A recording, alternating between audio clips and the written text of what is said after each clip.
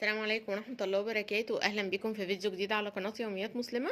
النهاردة إن شاء الله بإذن الله بقى هنعمل مع بعض الفيديو اللي بنستنى كل سنة، مشتريات الخزين بتاع البيت لرمضان من السوبر ماركت. بصوا السنة دي أول مرة اشتري خزين البيت من جملة ماركت، اللي هو فتح الله جملة ماركت ده. بس الفرع اللي أنا بشتري منه هو في الهرم، اسمه جملة ماركت. تمام كده. جبت منه شوية حاجات، الأسعار يعني هكلمكم بقى بالتفصيل ان شاء الله اثناء الفيديو. بس اغلبها حاجات باذن الله يعني هنستخدمها رمضان ان شاء الله باذن الله، ربنا يبلغنا رمضان. وحاجات هنستخدمها هتساعدنا برضو في التفريزات. فقلت قبل ما ابتدي بقى التفريزات وكده انزل اجيب اللي ناقصني عشان نشتغل مع بعض على طول ان شاء الله. فيلا بقى نبتدي نشوف الحاجات بالعروض والاسعار. بصوا اول حاجه جبتها السنبله سبرينج رول ده. طبعا انا كنت مجربه منها ماركه السمبوسك بتاعتها. هي بتبقى اسعارها نوعا ما عاليه بس بتبقى كويسه. وخصوصا ان اصلا السبرينج رول ما اعتقدش ان هو في منه ماركات كتير. يعني اعتقد كان في ماركه اسمها وليمه والسنبله، هما دول بس اللي كنت بشوفهم بيعملوا سبرينج رول، ومش متوافر تملي يعني. بس بصراحة على رمضان بحب الوصفة دي، بتبقى لذيذة جدا. السنة اللي فاتت عملتها بالجلاش ما كانتش افضل حاجة. حسيت ان لا، يعني هو العجينة نفسها بتاعت السبرينج رول بصراحة حلوة جدا. فدي كان سعرها 35 و75 قرش. تمام كده. ده بالنسبة هي بيبقى فيها 20 قطعة، وبيبقى فيه منها احجام. انا جبت الحجم ده. وبعدين بقى جبت الفرخة دي. بصوا الفرخة دي انا اول مرة اجرب فراخ اصلا مجمدة، يعني اول مرة في حياتي اجرب حاجة زي كده. بس لقيت ان هي مكتوب عليها ب90 جنيه. تمام. آه مش عارفة، بس في الاخر لقيت ان هو حاسبها، ان هي حاسبها لي بكام، حاسبها لي ب115. هي 900 جرام. انا عجبتني عشان صغننة كده. هي اسمها ماركة اشهر. تمام. فهي عجبتني عشان صغيره كده، فقلت لو تبلتها وشويتها في الاير فراير هتدخل في الاير فراير وهتبقى كويسه. فهجربها برضو اقول لكم. بس قلت اوريكم الحاجات اللي هي تدخل الفريزر الاول عشان ارجعها مكانها. فدي كان 115، ويا رب تطلع كويسه ان شاء الله. وبعدين الناجتس ده جبته معاكم قبل كده. ده كان هو 50 قطعة. بصراحة عارفين هو مش لرمضان قوي قد ما هو للأيام اللي احنا فيها دي. الأيام دي بتبقى مضغوطة شوية، عايزة تشتغلي في التفريزات أو التنظيفات وتخلصي ومشاوير وحاجات كلها قبل رمضان إن شاء الله، ربنا يبلغنا رمضان. ف فبتبقي عايزة حاجات سريعة، فهو بصراحة سريع جدا. ده زي ما بقولكم كان كام قطعة؟ كان 50 قطعة وكان سعره 128 جنيه. اوكي. وبعدين بقى الجبنة الموزاريلا بونو دي بصراحة برضو حلوة قوي قوي. انا جبت الاحجام الصغيرة يعني فكت بعدها شوية. جبت الحجم اللي هو 200 جرام. بصراحة جربتها عجبتني جدا. انا بحب ميكس الجبن عموما، بس يعني حبيت الموزاريلا بتاعت بونو. وجبت كمان جبنة رومي مبشورة من الثلاجات بتاعت الجبن هناك. هقول لكم بكام، بحيث ان انا ميكس الحاجه مع بعضها واستخدمها بقى في الحشوات. فالجبنه اللي هي بونو دي بصراحه حلوه قوي، مطتها حلوه وطعمها حلو. سعرها كام؟ سعرها كام بونو؟ كان سعر الواحد ب 29 جنيه. تمام كده. والجبنه بقى الرومي المبشوره الكميه دي كانت ب 50 جنيه، 50 جنيه و16 قرش. فقلت برضه امكسهم على بعض كده وايه واشتغل بيها ان شاء الله.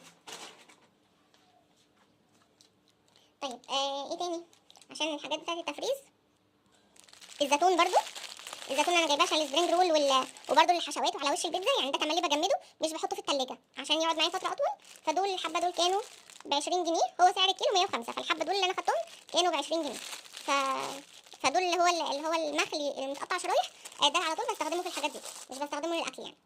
كان عندي سمبوسك وجلاش، فدول اللي هنشتغل فيهم ان شاء الله في الجزء بتاع المقبلات وكده. وبعدين بقى بالنسبة للجبن، جبت جبنة المصريين دي برضو بستخدمها يعني. انا لما بعوز جبنة طبيعية بصراحة بجيب قريش، لان في الماركات اللي هي بيبقى مكتوب عليها جبن طبيعي، اولا اسعارها بقت عالية جدا. عشان كل ما بحط جبن من دي بيجيلي تعليقات ان دي بزيوت مهدرجة. انا عارفة ان هي بزيوت مهدرجة، بس اللي بيبقى مكتوب عليها زيوت طبيعية. بصوا انا بعرف الحاجات الطبيعيه من اللي مش طبيعيه بالاكسباير بتاعها. يعني لو قعدت بره التلاجة شويه بتلاقيها ان هي زيها زي دي، فازاي تبقى طبيعيه؟ فمش عارفه بصراحه، قلقت شويه وحسيت ان انا بدفع مبالغ كبيره قوي في حاجه مش مطمنه لها للدرجه يعني. مش عارفه هي بتبقى راحات بصراحه. بس يعني انا جربت مش كل الانواع اللي بحس ان هي الاكسباير بتاعها سريع كده، لكن الجبنه القريش بعد شويه بتلاقيها ان هي عملت فطريات وحاجات، فبتعرفي ان هي لا يعني طبيعيه فعلا. لكن الحاجه المصنعه بيبقى الاكسباير بتاعها طويل جدا. مش عارفه، ده اعتقادي، فعشان كده بصراحه بقيت اجيب من دي. دي للحشوات والحاجات السريعه، لكن اغلب اكلنا بعتمد فيه على الجبنه القريش. تمام كده. فدي كان بقى عليها عرض حلو جدا، وكمان بصراحه طعمها كويس. فدي كان سعرها 15 جنيه، اللي هي جبنه المصريين دي. طعم الجبنه الفيتا بتاع زمان خالص، يعني نفس الطعم بتاع اول ما طلعت الجبنه الفيتا زمان. فحلوه قوي ان هي تبقى ب15 جنيه ال 250 جرام. وايه كمان، وجبت الزبادي دي. الزبادي بتاع جهينة كانوا 6 قطع ب42 جنيه. برضو محتاجينها في التتبيلات ان شاء الله. وجبت برضو الجبنة المثلثات بتاعت لبنيتا دي. دي كان سعرها 25 جنيه برضو. بستخدمها برضو ككريمة لبان، يعني بحطها على اي بشاميل. لو فضيت عليه مثلثين جبنة ولا حاجة، بحس ان هو بيبقى غني جدا، وبيديني نفس طعم اكني حاطة كريمة لباني بالظبط. فعسولة يعني، وبتبقى لذيذة. فدي سعرها كام؟ سعرها 25 جنيه. نكمل بقى حاجة التلاجة. جبت اللي هي بديل النوتيلا دي بتاعة روز جاردن. دي سعرها كان 59. وبرضو جبت البسكوت ده اللي هي كتاكيتو، حلوة جدا على فكرة وطعمها حلو قوي. اسمها كده. دي الواحدة ب5 جنيه. المهم بقى ندخل على التقيل. بصوا الرز بصراحة كل مدى الأسعار بتاعته عمالة تعلى للأسف. بس انا كنت جايبه من كازيون الرز اللي هو الاطيب. كان برضو الشكاره 5 كيلو بس استخدمناها. وقلت لا انا كده هحتاج تاني على رمضان ان شاء الله. فقلت اجيب دي اخليها رمضان باذن الواحد الاحد. دي كان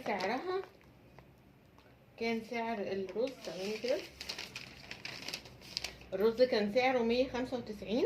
ده رز ماركة الصقر. تمام. الشكاره اللي هي 5 كيلو دي. الرزايه بتاعته بصوا شكلها كويس معقول يعني. فهجربها برضو واقول لكم. اللي كان اسمها الوهاب تقريبا. دي كان برضو كانت حلوة جدا، يعني جبتها المرة اللي فاتت كانت برضو حلوة قوي بصراحة. فهجرب دي برضو واقول لكم ان شاء الله رأيي فيها ايه. وجبت من نفس الماركة اللي هي الصقر، جبت دقيق برضو. آه انا جربت بتاع اوريجين كان حلو، بس مش اللي هو فظيع يعني، كان معقول. فقلت ادي نفسي فرصة ان انا اجرب ماركات جديدة. فقلت اجرب الصقر ده. كان سعر الكيلو 26 جنيه. الدقيق كان ب26 جنيه. تمام كده. وبعدين بقى لقيت عرض على المكرونات. مكرونات كايرو دي من ساعة ما طلعت وانا الباكج بتاعها كده والديزاين بتاعها كله على بعضه بصراحه لافت نظري، وحاسه شكله حلو، كان نفسي اجربها. بس معرفش ايه ما جاتش فرصه ان انا اجربها خالص. فلقيتها بقى المره دي عليها عرض كويس جدا. الكيس ب7.5، بس لكل مواطن 4 قطع بس. يعني كنت تقريبا واخده 5 اكياس. فقالوا لا 4 بس. بس كان مفيش منها انواع، يعني هي بس التحمير. وانا بصراحه النوع ده اكتر نوع بستهلكه عندي. عشان حتى ساعات بعمله بصوص الابيض والحاجات دي، عشان بتبقى سهله في البلع، يعني لو عندك بيبيهات او حاجه. فحلوه جدا، سعرها حلو قوي ب7.5. مش عارفه بصراحه الاكسباير بتاعها قدامها قد ايه. مش مكتوب تصدقوا. مش عارفه. لا مكتوبه اهو. من 2023 ل11 2025، يعني لسه قدامها بدري. وبعدين بقى جبت مكرونه الملكه. عشان كنت محتاجه جدا شعريه ولسان عصفور. مش عارفه حاسه اختفوا يعني بقى لي فتره طويله. لما بروح مش بلاقي شعريه ولسان عصفور متوفرين يعني كتير. فالمكرونه بتاعت لسان عصفور دي كان حجمها قد ايه؟ يعني دي على فكره 300 جرام. دي اللي هي كايرو دي 300 جرام. لكن دي 400 جرام. بكام بقى؟ مكرونه الملكه كانت ب15 جنيه، يعني الكيس 400 جرام ده كان ب15. شعريه ولسان عصفور.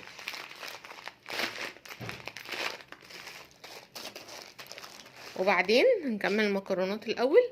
جبت برضو حوا، تقريبا هي الحاجه الوحيده اللي بتلاقي فيها المكرونه بتاعه الفرن دي اللي هي الاقلام دي، هي ماركه حوا هناك يعني. فجبت اللي هو الكيلو، لان برضو طبعا عشان لو عزومات او حاجه ان شاء الله باذن الله، فالمكرونه بشاميل او حاجه زي كده، فجبت اللي هما الكيسين اللي هو الكيلو. المكرونه حوا كان سعرها الكيلو اللي هي الاقلام دي ب37 جنيه. فجبت كيسين.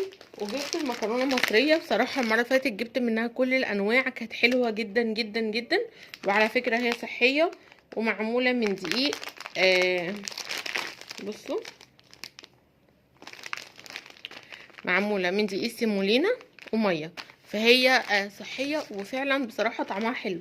يعني في حاجات تاني المكرونات اللي بتبقى معموله من دقيق سيمولينا بيبقى احيانا طعمها مش حلو خالص، لكن دي لا، طعمها حلو ومش ما فيهاش نشا، مش بتنزل نشا كده في الميه، والواحده بوحدتها. يعني بصراحه تجربتي معاها كانت حلوه جدا.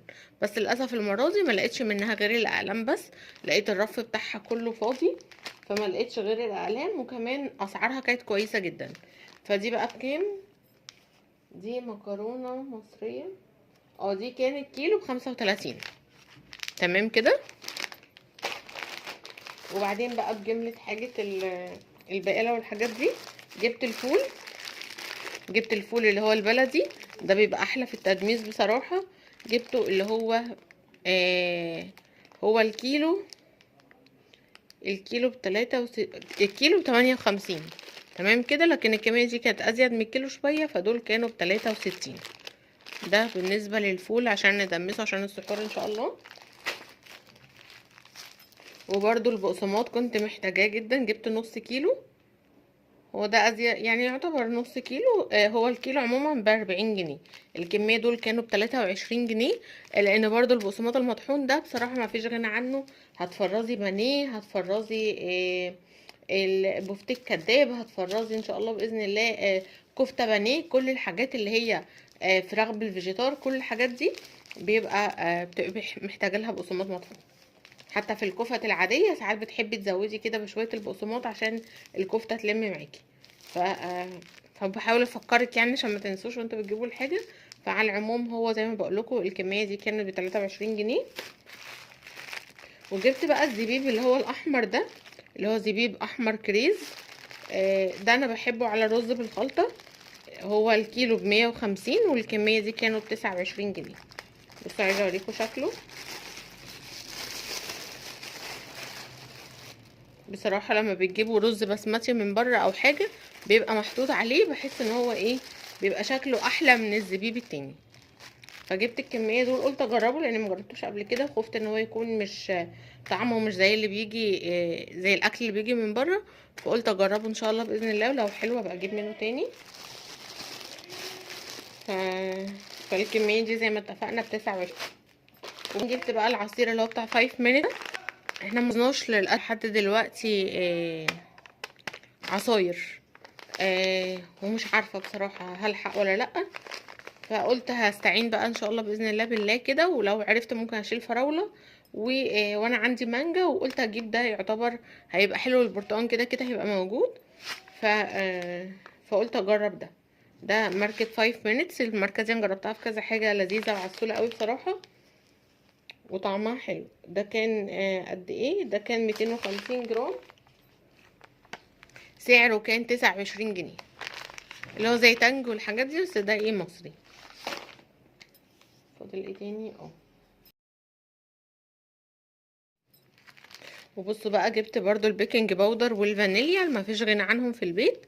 الواحد كان البيكنج باودر بتاع دريم ده كان ب3.25، والفانيليا كانت بجنيه. تمام. بصوا بقى الصلصة. الصلصة روكا دي انا جربتها المرة اللي فاتت، بصراحة حلوة جدا جدا جدا. رغم ان سعرها رخيص، بس بصراحة حلوة قوي، طعمها ولونها وكل حاجة جميلة. فجبت بصراحة منها 2. دي كان سعرها 12 ونص، واسمها روكا. سواء البرطمان منها سواء الاكياس حلوه قوي، بس ما لقيتش منها، او ما يعني ما شفتش البرطمان. فلقيت ده برضو كان عليه عرض، كان سعره 13 جنيه. قلت اجربه برضو عشان محتاجه حاجه ببرطمان برضو، بس في التتبيلات والحاجات دي ان هي تبقى سريعه، ان انا افتح واخد بالمعلقه على طول، فهيخلص معايا بسرعه. بحس ان دول مش بيبوظوا بسرعه زي البرطمان، بس تمام. فجبت ده وجبت ده. ده ب12 ده ب13، ودول ب12 ونص. والكاتشب اللي محتار في نوع كاتشب ومايونيز يكون مش مقاطعه ويكون معانا ادمي، بصراحه حلو قوي. جربته في الكاتشب وفي المايونيز روعه. انا المستردة للاسف عندي ما خلصتش، بتاعت هاينز لسه موجوده، بس اما تخلص ان شاء الله هدور برضو على ماركه تاني تكون مصريه. فالكاتشب بتاع ادمي كان بكام؟ كان تقريبا ب22 جنيه. وجبت برضو الملح بتاع نور ده.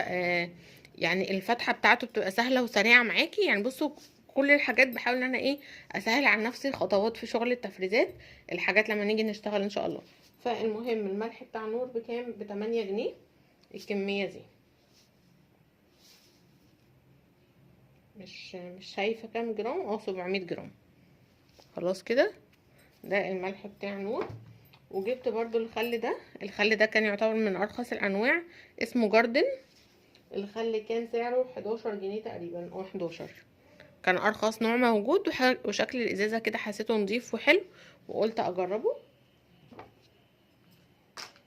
وبرضو لقيت عرض ده ارخص زيت برضو موجود. يعني في الحاجات دي انا مش بركز قوي، الخل والزيت والحاجات دي طالما كده كده مش هجيب زيت ذرة او حاجه. فبقيت الماركات بالنسبه لي عندها يعني عندي كلها سيان.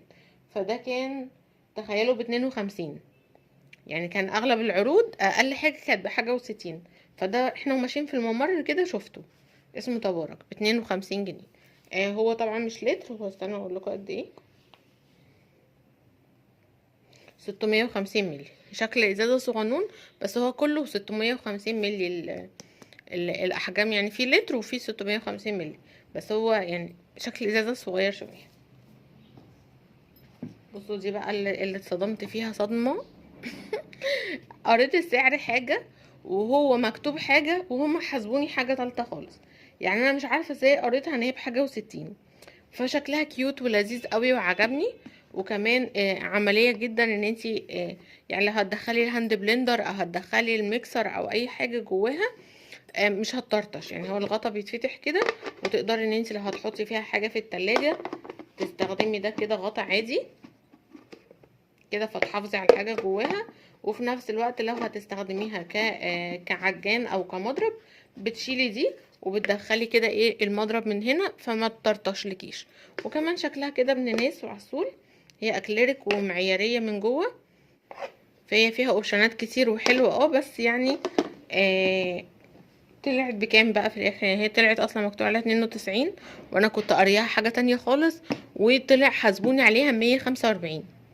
فمش عارفه ليه اول مره يحصل معايا حاجه زي كده. يمكن التيكت قديم ولا حاجه فسعرها اتغير وهم نسيوا يشيلوه، مش عارفه. وبعدين بقى اخر حاجه بقى معايا المنظفات ما جبتش حاجات كتير. انا قلت اجرب وفير ده، لان انا جربت بتاع فيبا، يعني بينشف لي ايدي شويه. لكن احلى حاجه جربتها ماركه اسمها بير اكتيف، بس هي مش بتتباع غير اونلاين. فجربت، قلت اجرب وفير ده اشوفه يعني كويس ولا ايه. هو فيبا حلو، بينضف جدا جدا جدا، بس قوي على الايد شويه. فوفير ده كان سعره 18 جنيه. وجبت اكياس القمامه بتاعت سيلا دي، دول نص كيلو. وهو المقاس بتاعه 70 في 90. بكام ده بقى؟ كان ب39 ونص. كنت محتاجه برضو اكياس تفريز اللي هي محكمه الغلق، برضو للاسف ما لقيتش هناك. ف ما جبتش كمان منظفات كتير. وجبت السفنجه دي. بصوا هي بتاعت إلما اللي من سوبر ماركت بيم، حلوه جدا. بس ما مش سهل ان انا انزل تاني يعني. فقلت اجيب دي وخلاص واجربها. دي اسمها ماجيك. هما 2 كده سعرهم سعرهم 16 جنيه. وجبت باهي، انا بحب ريحه باهي جدا جدا جدا بصراحه. وكمان عشان طبعا الايام الجايه لو هتغسلي سجاده هتغسلي حاجه، تخلي بالك ان يكون عندك الحاجات بتاعه المسحوق اليدوي موجوده تحت ايدك، يعني تغسلي مفارش اي حاجه. برضو الاوكسي جل ما لقيتش غير اوكسي بلاك بس، فكنت برضو محتاجه اوكسي جل عشان المفارش، تغسلي شويه زرع الحاجات دي، فبرضو نبقى محتاجين. فاللي هو باللافندر ده ريحته حلوه قوي. ده كان سعره كام؟ ب14.5. الكمية دي كانت مكتوب عليها اهو 15 جنيه، بس هو كان ب14.5. فبس هي دي بقى الحاجات اللي احنا جبناها النهاردة. فيا رب يكون الفيديو عجبكم، وربنا يا رب يبلغنا رمضان ويعني ويرزقنا كده ان شاء الله باذن الله كده بفرحه كبيره فيه، يكر عينينا كده بنصر اخواتنا، قادر على كل شيء، ما ننساهمش في دعواتنا ابدا. وربنا يا رب يعني يصلح لنا حالنا جميعا. واشوفكم في فيديو جديد ان شاء الله، والسلام عليكم ورحمه الله وبركاته.